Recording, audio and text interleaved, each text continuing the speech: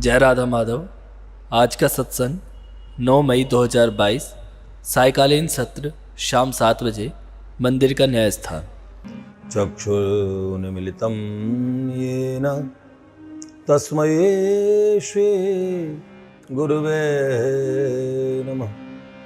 जय जय श्री राधारमण, जय जय नवल किशोर, जय गोपे चितचोर प्रभु, जय श्री माखन चोर। भक्त भक्ति भगवंत गुरु चतुर नाम वपु एक, इनके पद वंदन की नाशई विघ्न अनेक। नारायणं नमस्कृत्यं नरं चैव नरोत्तमं, देवीं सरस्वतीं व्यासं ततो जयमुदीरये। श्री लाडली लाल की जय, परम पूज्य बाबूजी बाबा की जय। देवर्षि नारद जी महाराज की जय। श्रीमन नारदीय निकुंज की जय। कुंज विहारी विहारिणी जू की जय। जय जय श्री राधे श्याम। श्री प्राची बिहारी लाल की जय।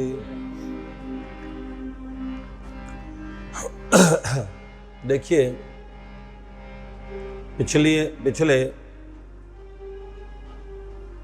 पिछले 10-12 दिन और स्वास्थ्य बहुत गड़बड़ रहा, तो प्राची जी का चरित्र ठहर गया बीच में। बहुत कम ही हम कह पा रहे हैं, लिखने का समय भी नहीं मिलता है, लिख भी देते हैं तो फिर बोलने का समय नहीं मिलता। तो व्यस्तता किस बात की है सो तो जाने नहीं, लेकिन तो फिर भी इसे कह नहीं पा रहे, ये इसके लिए आपको विक्षेप होता है। बार बार क्षमा प्रार्थना के साथ इस चरित्र को आगे बढ़ाते हैं प्राची जी के भगवत धाम जाने तक। किंतु हम आपको एक बात कहना चाहते हैं, एक अतिशय सुंदर लीला प्राची जी के चरित्र की आने वाली है। हालांकि उस लीला को हम ब्रजहास्य चरितम में लिखना चाहते थे। बड़ा सुंदर ठाकुर जी की, राधा रानी की बड़ी मनोहारी लीला है, अद्भुत लीला है। लीला का एक अंश सुना है, लेकिन अधिकांश नहीं सुना। प्राची जी की निजी अनुभूति है। संतों भक्तों की अनुभूतियां हमारे जीवन में बड़ी काम आती है। जो कहते हैं हमें लीला चिंतन नहीं आता, उन्हें कथा श्रवण करना चाहिए, उस कथा का चिंतन करें, कोशिश करें उस कथा का, क्योंकि जिन प्रभु की बात कही गई है वो अप्राकृत है। अपने प्राकृत मन से अप्राकृत के चिंतन की चेष्टा आप करेंगे ना, तो वस्तुतः है इस जगत में कुछ अप्राकृत है ही नहीं। हम कहीं तो सब कुछ चिन्मयी है। अगर वास्तव में हम देखेंगे तो मूल एक सत्ता है सबके भीतर। ओई भूमि रापो नलो वायु खम मनो बुद्धि रेव च। अष्टधा प्रकृति में भी वही विभाजित होती है और परा प्रकृति में भी। अंत में सब चेतना ही है। सब चेतना में नित्यो नित्यानाम चेतनश्चेतना नाम, ये कह के वेद ने इसे परिभाषित किया। सब मार्ग सत्य है, अद्वैत भी सत्य है, द्वैत भी सत्य है, सब प्रकार से। तो हम कहें तो प्राकृत फिर भी द्वैत है, प्राकृत मन है, ये भौतिक जगत कहा जाता है, वो आध्यात्मिक जगत कहा जाता है। तो भौतिक चिंतन से, भौतिक मन से, भौतिक बुद्धि से हम आध्यात्मिक चिंतन का प्रयास करें तो या तो कथा सुन के करें, या महापुरुषों के चरित्र सुने, उनके अनुभवों को सुने और सोचे हम उसमें प्रवेश कर गए। तो प्राची जी के चरित्र में जो उनका मन अप्राकृत हो गया था, उनकी बुद्धि भी अप्राकृत हो गई थी, दिव्य हो गई थी, प्राकृत नहीं रही थी, प्राकृत नहीं बची थी, अप्राकृत हो गई थी, प्रकृति की नहीं बची थी, माया से परे की हो गई थी। जो दिव्य अनुभव उन्होंने किए, तो उस राज्य में, अंतर जगत में उन्होंने श्री राधा किशोरी जी को कैसे देखा, हमने पूर्व में बताया। श्री जी की दो सखियां आई थी, अनुप्रिया सुप्रिया। वस्तुतः वो श्री जी की दो बुलबुल थी। प्राची जी ने कहा कि ये चेतन की जड़ अभिव्यक्ति होती है, ये चेतन, नित्य चेतन, सदघन चिदघन आनंद घन प्रभु जो नित्य चेतन है, उनकी जो जड़ और भौतिक अनुभूति होती है उसे इस भौतिक संसार कहते हैं, उसे जगत कहते हैं। पर भी जगदेव हरि हरि रेव जगत, तब भी जगत भगवान का एक अवतार भागवत जी में भी कहा गया है कि जगत भगवान का अवतार है। ये जो जगत है, जगदेव हरि जगत और हरि रेव जगत, हरि तो जगतो नहीं भिन्न तनु। तो ये बात बिल्कुल ठीक है। तो प्रभु की और जब आध्यात्मिक जगत की, जब प्रभु की नित्य आध्यात्मिक अनुभूति होती है, प्रभु अपने आप को नित्य चिन्मय रूप में, यहां भौतिक रूप में प्रभु ने अपने आप को प्रकट कर रखा है, वहां चिन्मय रूप में, उस जगत में लता पता भी चिन्मय है। वहां के तीतर सारस हैं, खरगोश सब बद्ध जीव नहीं है, स्वेच्छा से नाना प्रकार के स्वरूपों को धारण करके, ओहो भगवान और भगवती है। असल में सारी भगवत सत्ता मात्र ही है, वहां भक्त के रूप में भी भगवत सत्ता ही है। तो हम यही बता रहे थे, उस जगत में आप ये ना आश्चर्य करके बुलबुल का स्वरूप किसी ने कैसे धारण कर लिया। हम एक ऐसे महात्मा से मिले जो पहाड़ पे रहते थे, लोग उनसे डरते थे, खोली पलट महात्मा थे। वो बाज से लेके कितने स्वरूपों को धारण कर लेते थे। तो मैं हमारे श्री राधा रमन भैया को और लेके गया, बिना ही अग्नि की अगरबत्ती उन्होंने जला दी, और बहुत उनकी आयु हजारों वर्ष कही जाती है, पर उन्होंने मुझे बड़ा ही प्रेम किया। मेरे भैया हैं और मेरे बुआ जी के सुपुत्र, वो बहुत अच्छे उच्च कोटि के तंत्र के साधक हैं, आचार्य हैं। तो उनके पूज्य गुरुदेव, तो मैं मिलने गया विशेष उनसे एक शक्तिपीठ में। उन महापुरुष ने हमें बड़ा प्यार किया। सिद्ध महात्मा कितने प्रेम, राम राम भगवान का नाम उनके मुख से अहर्निश निकल रहा था। इतने बड़े सिद्ध महात्मा, लोग जिनसे डरते हैं, वो इतने प्रेमी थे, इतने प्रेमी थे, इतने विनम्र थे। तो ऐसे स्वरूप धारण कर लेना कोई बहुत बड़ी बात नहीं होती। सिद्धि के जगत में होता है, लेकिन उस आध्यात्मिक जगत में सिद्धि का खेल नहीं है। वहां तो परम स्वतंत्र चेतन सत्ता चिन्मय स्वरूप में भगवान और भगवान के परिकर रहते हैं। श्री जी के अनुभव जब हुए राधा रानी के समक्ष, प्राची जी रोने लगे। श्री जी ने बुलवाया, बड़े करुणामयी किशोरी ने बड़े प्रेम से मस्तक पे हाथ फेरा और कहा, तुम्हारी सब बात मुझे ज्ञात है, प्रियतम से तुम्हारे मध्य क्या बात हुई है सो भी मुझे ज्ञात है। और फिर भगवान के विषय में कुछ बताने के लिए श्री जी उद्यत हुई। प्राची जी का और ऐसे विकल हो कि रोना, श्री जी का हृदय अत्यंत अकुला गया। असल में रोना एक विधा है भगवान को पाने के। असल में बाबा जो कबीर कहते हैं, कबीर बाबा ने एक बात कही, कबीरा हंसना छोड़ दे रोने से कर प्रीत, और जिन रोया तिन पाइया प्रेम प्यारो मीत। असुवन जल सींच सींच प्रेम बेल बोई, अब तो बेल फैल गई आनंद फल होई, मेरे तो गिरधर गोपाल दूसरो न कोई। ये भगवती मीरा जी ने कहा है। बाबा तुलसी कहते हैं, पुलक तन गदगद गिरा नैन नीर मन पीर, नाम जपत ऐसी दशा होत मिलत रघुबीर। भगवान रोने से, जहां बिंदु जी बार बार कहते हैं, नहीं बिंदु के अश्रु जल बिंदु है ये, नहीं बिंदु के अश्रु जल बिंदु है ये कुछ प्रेम के बीज है बो रहा हूँ। मगन शाम का बावला हो रहा हूँ। मैं घनश्याम का बावला हो रहा हूँ।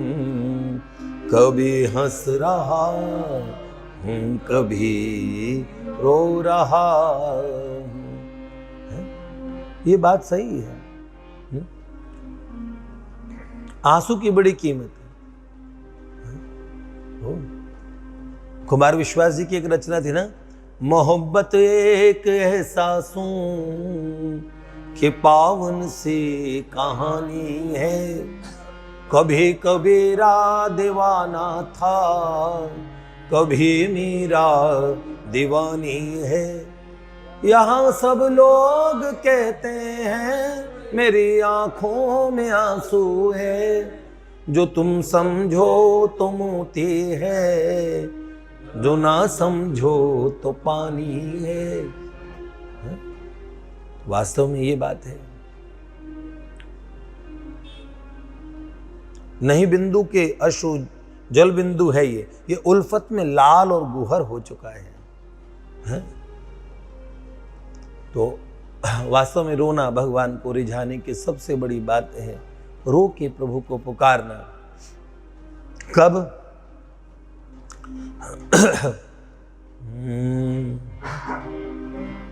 एक हमने भाव लिखा, कौन कौन रोए कब कब। देखिए, प्राची जी के चरित्र के माध्यम से हम ये जो बातें कहने चाह रहे हैं कि भगवान को पाना सबको ही है। जिसको जल्दी है वो इस चरित्र को अंजाम पे पहुंचा दे। हम तो इस बहाने प्राची के साथ बने हुए हैं।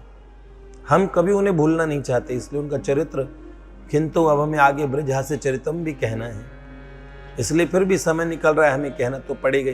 शरीर का कोई भरोसा नहीं है। खुद मैं कितना बीमार रहता हूँ, अस्वस्थ रहता हूँ, उसके बीच में ये कैसे कह दूं। फिर भी आशा करता हूं कि ये पूरा होगा।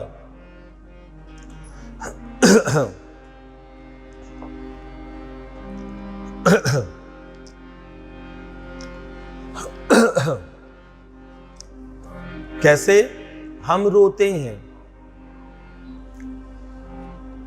तो भगवान पे असर डालने का सबसे बड़ी और जो तरीका है वो क्या है? हम रो पड़ें। रोने से जीव निर्मल बनता है, अंतःकरण शुद्ध होता है। नाटक वाला नहीं, आर्टिफिशियल रोना नहीं, वास्तव का रोना। कैसे?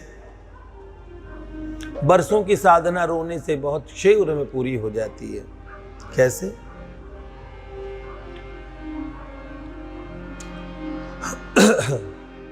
रो पड़ता जब कोई जीव प्रभु को बुलाने के लिए, अकुलाते ये प्रियतम भी उसे पाने के लिए।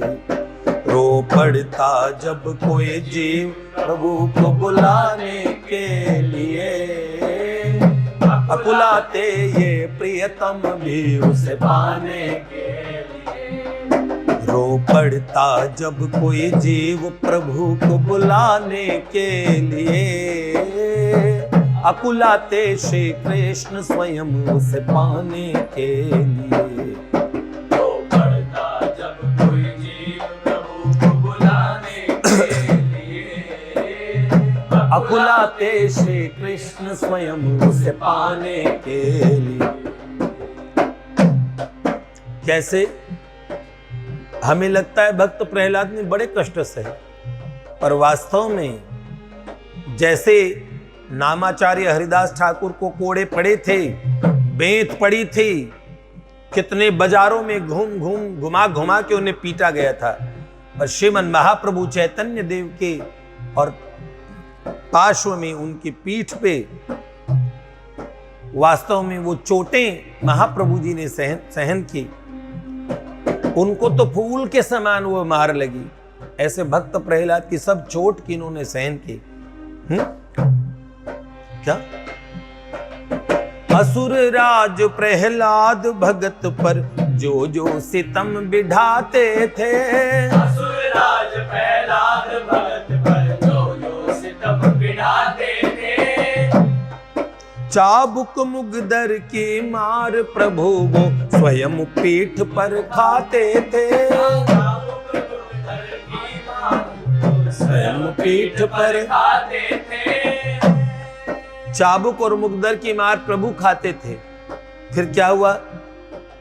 एक दिन बोला, क्या तेरा भगवान सब जगह है? देखा मुझे तेरा भगवान। कहां छुपा है वो विष्णु? तो कहा, तात ज्वले विष्णु थले विष्णु विष्णु पर्वत मस्तके ज्वाला माला खुले विष्णु सर्व विष्णुमयम जगत। भगवान हर जगह, बताओ कहां भगवान नहीं? क्या तेरा ईश्वर इस खंबे में है प्रहलाद? हां है। घूंसा मारा और आज प्रहलाद की आंखों में आंसू आ गए। भगवान सह न सके। क्या? चाबुक मुगदर की मार प्रभु वो स्वयं पीठ पर खाते थे। चाबुक मुगदर की मार प्रभु वो स्वयं पीठ पर खाते थे। दो बूंद आंसू बने हेतु नरहरि आने के लिए। पुत्र क्षमा करो कहे देर से आने के लिए। दो बूंद आंसू बने हेतु नरहरि आने के लिए। पुत्र क्षमा करो कहे देर से आने के लिए। आए थे त्रिलोकी को कपाते हुए। उग्रम वीरम महाविष्णुम ज्वलंतम सर्वतोमुखम नृसिंहम भीषणम भद्रम मृत्युम मृत्यु नमाम्यहम। आए तो ऐसे उग्र महावीर जलते हुए भगवान, लेकिन प्रहलाद के सामने हाथ जोड़ के कहते, पुत्र क्षमा करो, मुझे देरी हुई आने के लिए। ऐसे क्षमा मांगते हुए। दो बूंद आंसू बने हेतु नरहरि आने के लिए। पुत्र क्षमा करो कहे देर से आने के लिए। दो बूंद आंसू बने हेतु आने के लिए। पुत्र क्षमा करो कहे देर से आने के लिए। रो पड़ता जब कोई जीव प्रभु को बुलाने के लिए। अकुलाते ये प्रियतम भी उसे पाने के लिए। अकुलाते श्री कृष्ण स्वयं उसे पाने के लिए। और कौन रोया था? एक बालक रोया था। जब निज पिता ने गोद में उस बच्चे को लाड़ से बिठाया तो सौतेली मैया जो उसकी विमाता थी सुरुचि, बच्चे के हाथ पकड़ के 5 वर्ष के बच्चे के सिंहासन से फेंक दिया। घुटने छिल गए, हाथ में चोट लगी, कड़ूले छीन लिए मां ने, खिलौने छीन लिए। पिता की गोद पाना चाहता है? जा भगवान की आराधना कर, जा पहले मर, फिर मेरी कोख से जन्म ले, तेरा सौभाग्य नहीं है ये। वो बालक कौन था? बालक ध्रुव। उसकी मां ने क्या सीख दी? बेटे पिता छोड़ दें तो क्या, जगत पिता तो सर्वकाल में रहते हैं। ऐसे कहा, भगवान की करुणा के विषय में बताया, जगत पिता की महिमा बताई। बताइए इस जगत में कोई अनाथ कैसे हो सकता है? जहां जगन्नाथ हो, विश्वनाथ हो, रघुनाथ हो, ऐसे हमारे प्रभु श्री राधानाथ श्रीनाथ हो। ऐसे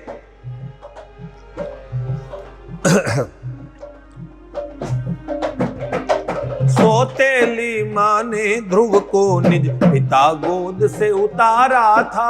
सौतेली मां ने ध्रुव को निज पिता गोद से उतारा था। मधुवन में जा रो रो ध्रुव ने जगत पिता को पुकारा था। मधुवन में जा रो रो ध्रुव ने जगत पिता को पुकारा था। मधुवन में जा जा रो रो ध्रुव ने। गए ध्रुव मधुवन में। हे मुकुंद, हे माधव, मां कहती थी कि तुम बड़े करुणामय हो, आप मेरे पिता, आप समस्त जगत के पिता हो। तो नाथ, हे जगत पिता, आप पधारो। माँ जी, माँ भगवती लक्ष्मी ने ठाकुर जी से कहा, छोटा बालक है, डर जाएगा वन में, आप शीघ्र जाइए। प्रभु ने कहा, श्री थोड़ी प्रतीक्षा करो। बोले, नाथ जगत आपको कठोर कहेगा। प्रभु ने कहा, ठहरो तो सही, देखो। और तब जब भगवान नहीं आते तो हमारे जीवन में कोई महापुरुष आ जाते हैं, समझ लेना प्रभु मिलेंगे। जब कोई महापुरुष आ जाएं और हमारी उनसे नजदीकी, उनसे प्रेम हो जाए, वो भी वो महापुरुष जो भगवत प्राप्त हों, क्या कहें।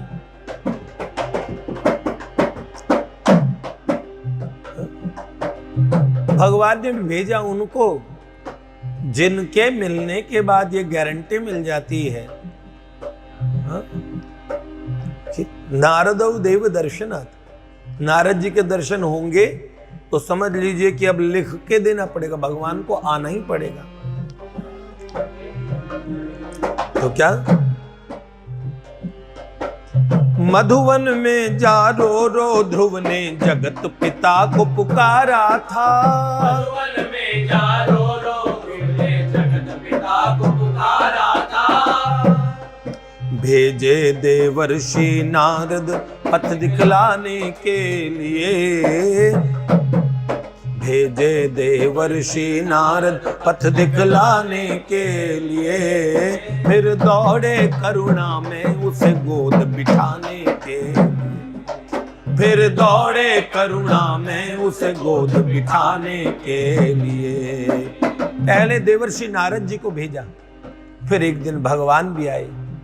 जब मैं गाऊं उस समय इसकी आवाज कम रखा करो, जब आप लोग सब गाओ कोरस में तब तेज रखा करो। आप पहली बार बजा रहे हैं इसलिए आपको अनुभव नहीं है।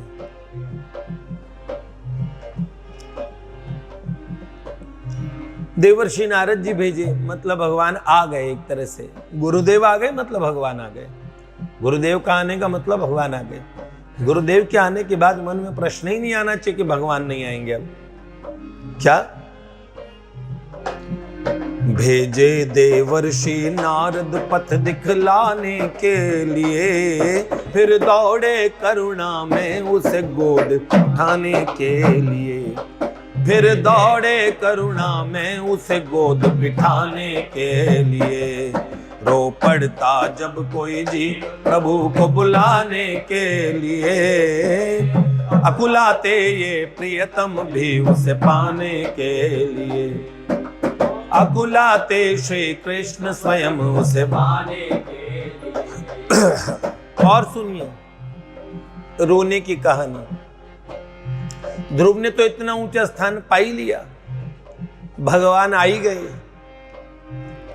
भगवान आ गए मधुवन में, दिव्य प्रकाश छा गया, कोटि कोटि चंद्र कोटि सुशीतल, ऐसा सुशीतल प्रकाश करोड़ों चंद्रमाओं के बराबर।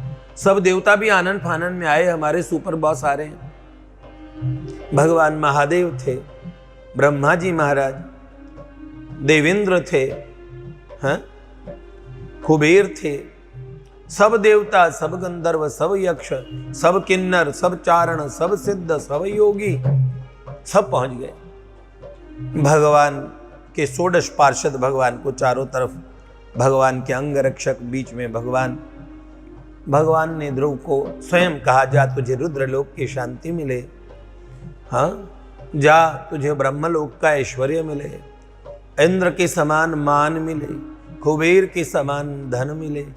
सब भगवान ने कहना शुरू किया, ये मिल जाए, ये मिल जाए, सिद्धों की सिद्धि मिल जाए तुझे, जा तू ब्रह्मज्ञानी हो जाए, तुझे ब्रह्मज्ञान हो जाए, सब कहा।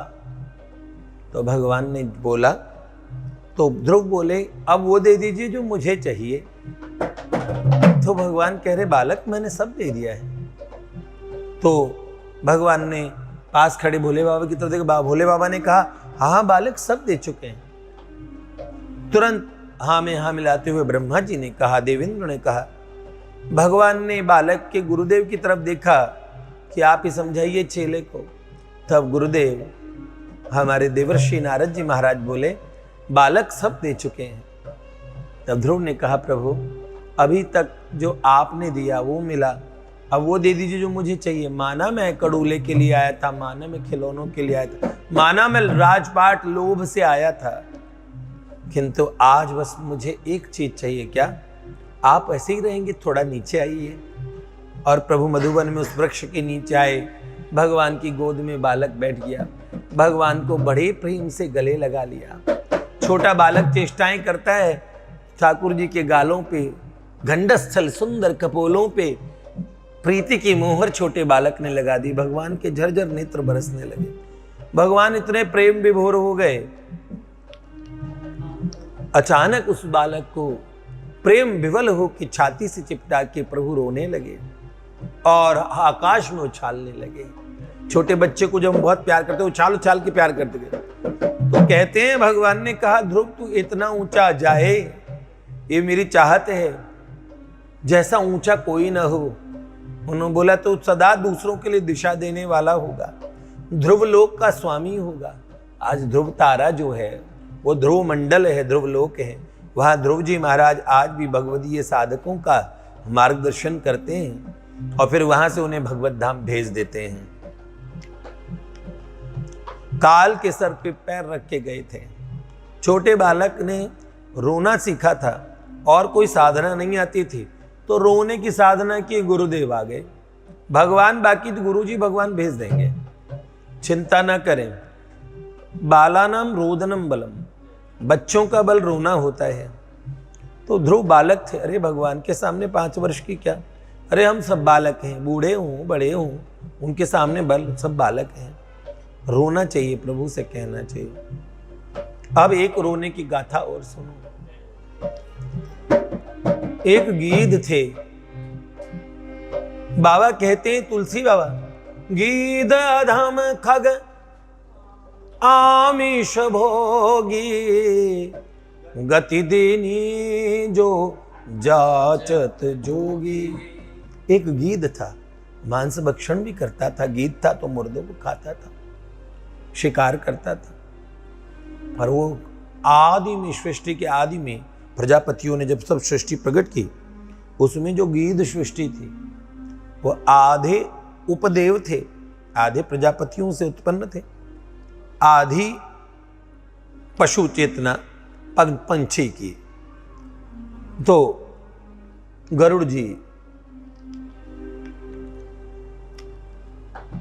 हैं? और गरुड़ जी के भाई हैं अरुण जी। अरुण जी के 2 पुत्र, जो अरुण जी भगवान सूर्य के सारथी हैं ना, तो अरुण जी के 2 बालक, एक संपाति और एक जटायु। ये जटायु कैसे? इतना प्यार करते थे ना ठाकुर जी से। कैसे थे? मांस खाते थे, कोई बात नहीं, चलिए गीध थे तो मांस खाएंगे, मनुष्य को तो मांस खाने को मना किया हुआ है। देखिए, एक बार तो दोनों भाई ये सूर्य मंडल तक चले गए थे। संपाति तो ओवर कॉन्फिडेंस में सूर्य भगवान की तरफ जाने लगे, पर भगवान का दुर्धर्ष तेज देखा तो जटायु पहले ही लौटाए, जलने से पहले, पर उनके पंख जल ही गए। हालांकि वो देव जाति, उपदेव देवता नहीं, उपदेव, एक उपदेव जाति होती है। यक्ष पूरे देवता नहीं, तो उपदेव होते, गंधर्व उपदेव होते हैं, जानते हैं ना। हम आपको कहें, राक्षस भी एक उपदेव जाति होती है, और यहां तक पिशाचों वगैरह को भी उपदेव ही कहा जाता है। दनु महारानी से कश्यप जी की पत्नी दनु से दानव हुए, दिति से दैत्य हुए, अदिति से, अरे सब सौतेले भाई हैं आपस में। आदित्य कहते हैं, अदिति से प्रकट हुए 12 आदित्य, भगवान इंद्र इनमें बड़े हैं। ठीक है, तो तब उपदेव होने पे भी तेजों में भगवान सूर्य का तेज बर्दाश्त नहीं कर पाए और जल गए थे, गिरे थे। संपाति ने बाद में सहायता भी की।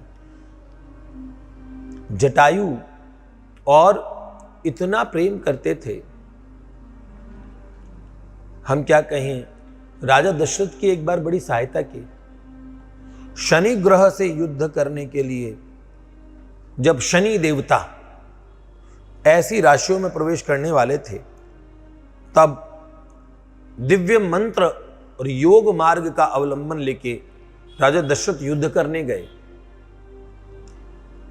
शनिदेव ने प्रहार किया महाराज दशरथ पे। महाराज दशरथ मूर्छित होकर भूमंडल पे गिरने लगे। उस समय जटायु ने कहा, ओहो, ये अयोध्या नरेश महाप्रतापी राजा दशरथ जगत के कल्याण के लिए पूरे विश्व में अकाल इत्यादि न पड़ जाए, ये भूमिपति है, भूमंडल के स्वामी हैं। जटायु ने उनकी रक्षा की। बड़ा प्रेम हो गया। तो दशरथ जी ने जब रक्षा की तो दशरथ जी ने कहा, तुम मेरे मित्र हो सखा। राम जी के जन्म से पूर्व जब आए जटायु अयोध्या में, उनका बड़ा स्वागत हुआ तो उन्होंने कहा, राजा दशरथ जी ने, मित्र मैं तुम्हारा प्रति उपकार कैसे करूं, मुझे बताओ। तो उन्होंने कहा, नहीं मित्र, बदले में क्या लेना देना। उन्होंने कहा, नहीं कुछ तो बोलो। फिर उन्होंने बोला, चलो तुम्हारी जो इच्छा है। तो उन्होंने बोला, मेरा जो पहला पुत्र होगा वो तुम्हें दे दूंगा, तुम्हें सौंप दूंगा, बाकी बालक मेरे होंगे, तो तुम्हें पिता का सुख मिल जाएगा। तो उन्होंने कहा, अच्छा मित्र, ये तो बढ़िया बात है। अब राम जी का जन्म हो गया। अब आए भी तो कौन, राम आए, जो आनंद सिंधु सुख राशि सी करते त्रिलोक पार, जिनके लिए दशरथ राजा मर गए, प्राण छोड़ दिए, एक क्षण भी राम देत नहीं बनत गोसाई है। क्या फानी बीनु मणि, मणि बीनु फानी, जिमि जल बीन मीना, मम जीवन तु तिमी तु आधीना। हे राम, हार रघुनंदन प्राण प्रीते, तुम बेन जेयत बहुत दिन बीते।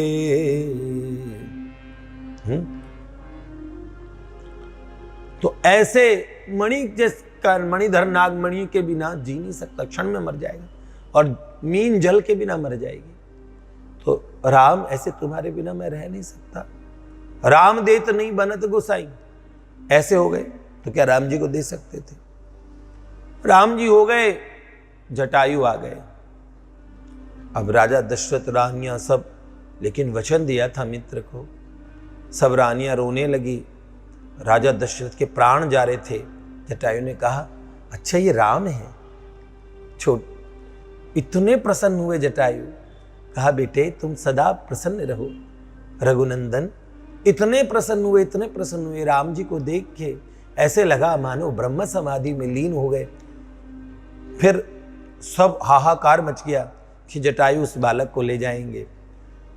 तब जटायु ने सबका रुदन देखा तो जटायु मुस्कुराए। उन्होंने कहा, राजन, बालक बहुत छोटा है, आप पालन कर लो, इसको अभी जब ये बड़ा हो जाए तब भेज देना। सबको जान में जान आई, राम हमारे पास ही रहेंगे। सब माताओं को, सब पूरी अयोध्या वासियों को बड़ा चैन मिला। और समय वो था जब राम जी को वनवास मिला, और जब पंचवटी में पहुंचे तो गीधराज नेत्रों के सामने थे। राम जी ने कहा, मैं दाशरथी राम, मैं रघुनंदन राम आपको प्रणाम करता हूँ। गीधराज, आपके श्री चरणों में, और ये मेरी धर्मपत्नी सीता है, ये मेरा छोटा भाई सौमित्र लक्ष्मण है। प्रणाम किया तीनों ने। तुम चिरायु दीर्घायु हो रहो राघव। कहा, सुनो राघव, देखो बेटे, तुम्हारे पिता और मेरे, तब महाराज तुम्हारे पिता और मेरी इतनी मैत्री थी बताई, पर मुझे तुम्हारे पिता पे बड़ा कोप था, पर आज तुझे देख के ये कोप शांत हो गया। मेरे पुत्र के साथ अन्याय किया, राजा दशरथ ने मेरे पुत्र को वनवास दिया। उनका जब से मेरी दृष्टि, पंचवटी गीध बड़े दूर से देख लेते हैं, तो उन्होंने बोला, राम, मैंने अयोध्या का विलाप देखा, राजा का मरना देखा, मैंने देखा जन जन तुम्हें कितना प्रेम करता है। मैंने निषाद केवट से लेकर मैंने सबको देखा, फिर तुम मेरे पास आए। राम, अब तुम पंचवटी में सुख से रहो अपने पिता के पास। राम जी ने पहली बार कहा, तात आप मुझे आज लगा है कि मैं पितृहीन नहीं हूं, मेरे सर पे पिता का साया है, आप हमारे तात हैं, हमारे पिता हैं। और गीधराज भगवान की बहुत प्राचीन कहानियां सुनाते थे पुराणों की, क्योंकि गीधराज ने सब देखी थी नेत्रों से। कभी देवासुर संग्राम की कथा, पंचवटी की, और जैसे ससुर का आदर करती थी भगवती वैदेही, थोड़ा घूंघट थोड़ा पल्लू करके सर झुका के सामने आती थी, प्रणाम करती थी। ऐसे एक वृद्ध महापुरुष, ये ऐसे जीव थे जो आदि तिर्यक योनि में थे, आदि देव योनि में। आदि तो उनकी योनि ऐसी थे ना, पंछियों वाली। तो देखो कितनी बड़ी बात है।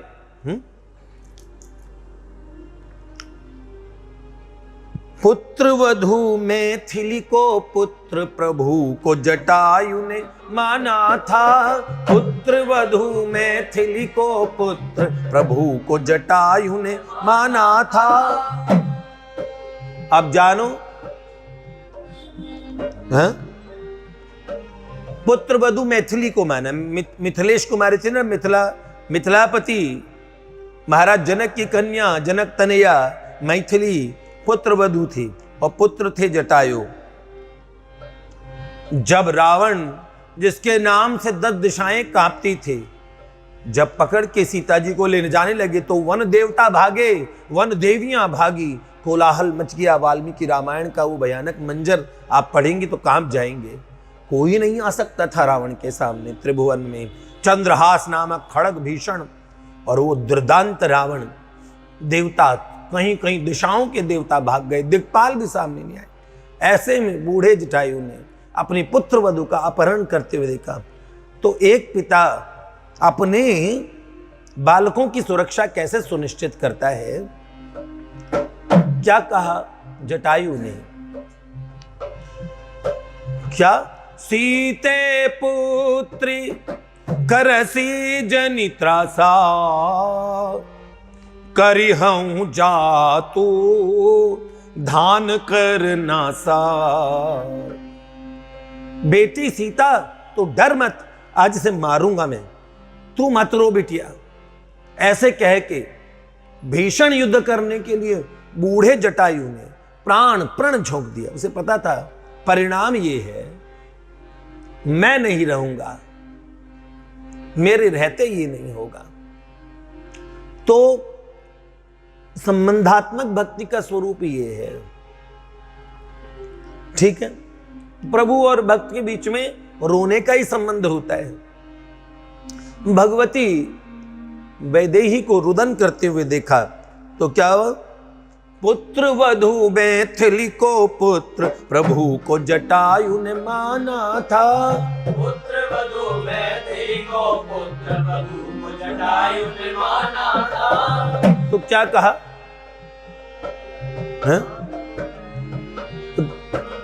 ना डर वैदेही पुत्री कह रण रावण से ठाना था। ना डर वैदेही पुत्री कह रण रावण से ठाना था। रण ठान लिया रावण से। और उसी समय क्या हुआ? परिणाम क्या हुआ? चंद्रहास खड्ग से उसके पंख काट दिए गए, खून से लथपथ गीध पड़ा है। भगवान ने देखा सब उजड़ चुका है जानकी को, और वो व्याध, वो शिकारी हरण करके ले जा चुका है। और मार्ग में लथपथ गीधराज जब दिखे, राम जी आज तक इतना नहीं रोए, आज बहुत रोए। उन्होंने कहा आज मैं वास्तव में पितृहीन हो गया, पुनः पितृहीन हो गया। कहा मेरी जान तात कछुक दिन दीजिए, तात श्री आप कुछ जिए। हाँ, ओहो हरिहर सुजस सुनाय, जन्म सुफल करी। हरिहर भगवान नारायण के, भगवान महादेव के चरित्र सुनाइए। हाँ, और मुझे पितु को सुख दीजिए, मुझे पिता का सुख दीजिए, मेरे सर पे पिता है, आप रहेंगे तो ये होगा।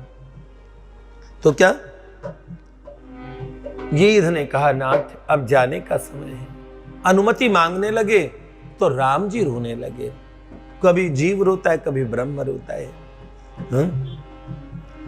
कर खून से लथपथ गीध बिनती अब जाने के लिए, कर खून से लथपथ गीध बिनती अब जाने के लिए, रो पड़े रघुवर हातात ना कहो जाने के लिए, रो पड़े रघुवर हातात ना कहो जाने के लिए, रो पड़ता जब कोई जीव बुलाने के लिए, बुलाते ये प्रियतम भी उसे पाने के लिए, अकुलाते श्री कृष्ण स्वयं उसे पाने के लिए। देखिए, ये रोने की गाथा अभी पूरी नहीं हुई है। अगले उसमें हम आपको ये पूरा करेंगे कि प्राची जी रोई। प्राची जी के चरित्र में ये वार्ता आई, इसे प्रेम से सुनिए। कब कब भगवान के सामने भक्त रोया है, प्रभु भी रो पड़े, तो इसको हम आगे सुनेंगे। जय जय श्री राम।